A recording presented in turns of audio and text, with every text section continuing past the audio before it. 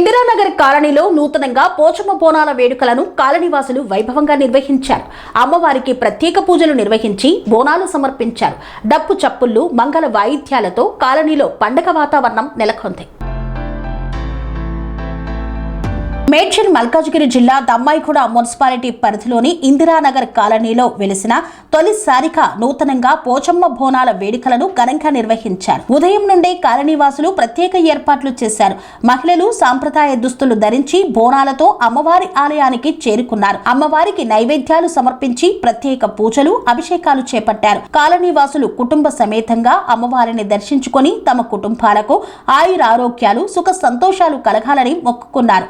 బోనాల సందర్భంగా డప్పు చప్పుళ్లు, మంగళ వాయిద్యాలు, మహిళల భక్తి గీతాలతో కాలనీ మొత్తం సందడిగా మారింది.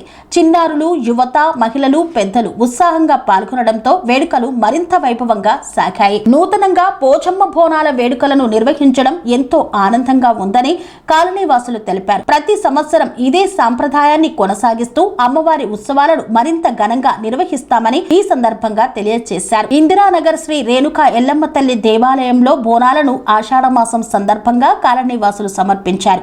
అదే సమయంలో నూతనంగా శ్రీ పోచమ్మ తల్లి అమ్మవారికి కూడా ఈసారి మొదటగా బోనాలను సమర్పించి మొక్కులు చెల్లించుకున్నారు.